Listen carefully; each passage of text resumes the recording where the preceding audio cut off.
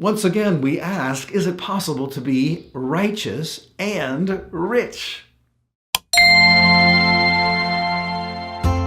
Hi, welcome to today's little lesson, which is a continuation of our previous little lesson talking about the potential of being righteous and at the same time being rich, trying to do our best to answer that question, not from one verse taken out of its context in the Bible, but by looking at a little bit more context.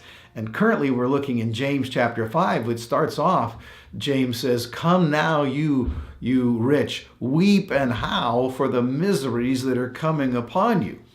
And it seems like a carte blanche condemnation of anybody who has any degree of wealth. But as we continue reading, we see that James is targeting a specific group of wealthy people, those who have had no concern for the poor, have not used their riches to help the poor. They've got rotting food. They've got moth-eaten garments. So they had food and clothing that could have helped the poor, but they didn't care. They, just let it rot. It benefited the bacteria. It benefited the moss. And the same thing with their gold and silver. It's piled up and it's not being given to anybody. It's not being invested to help anybody. And it gets even more clear who James is condemning, the kind of wealthy people that he's condemning in James 5 and verse number 4. "Behold, the pay of the laborers who mowed your fields and which has been withheld by you cries out against you.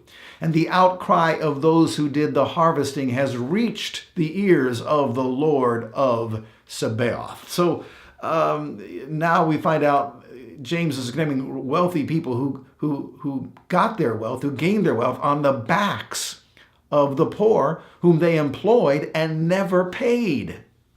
Oh, that's wrong.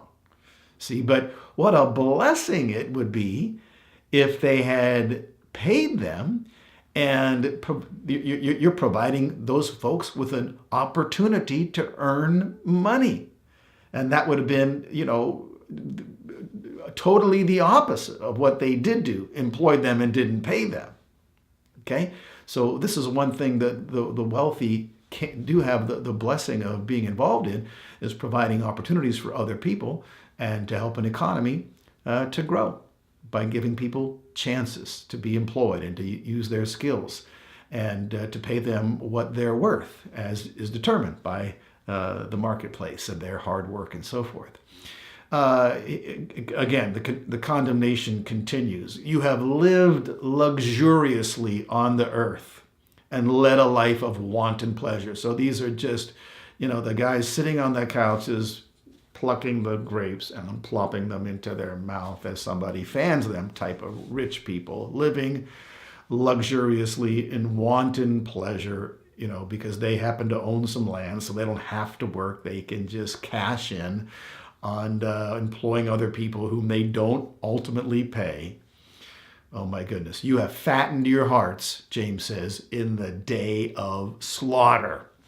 And no doubt, these are the kind of folks that Jesus was also condemning when he talked about woe to you who are rich and well-fed and laughing now.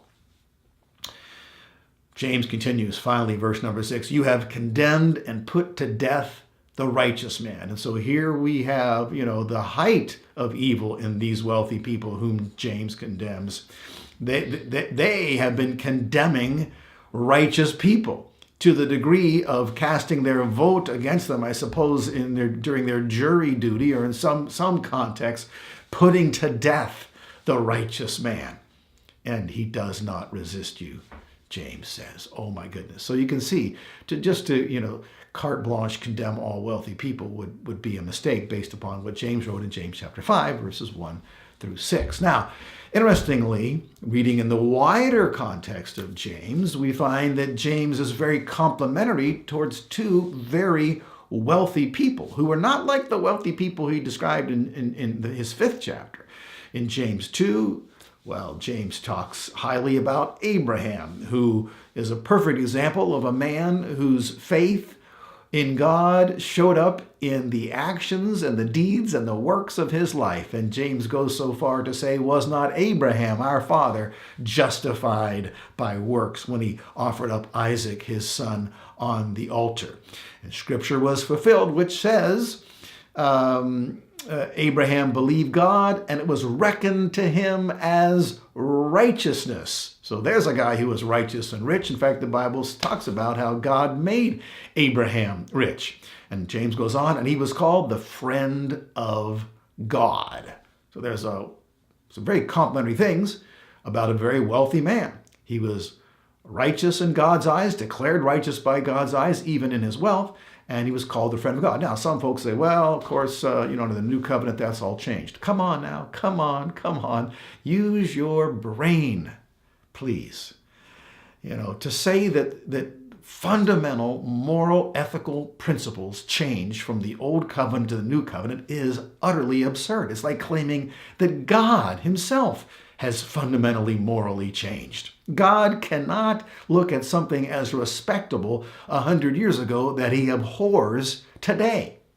Right, because God doesn't change. He's perfect in his morality and in his justice and in his ethic. Well, another guy whom James compliments rather highly, a real rich guy, is in the same chapter that we read about his condemnation of the unrighteous rich guy. Look at James chapter 5, in verse number 11. He's encouraging his readers to endure their trials and so forth. And he said, you have heard of the endurance of Job and have seen the outcome of the Lord's dealings, that the Lord is full of compassion and merciful. Well, if you read the book of Job, in the end, he had twice as much as what he had in the beginning. And in the beginning, he was a millionaire.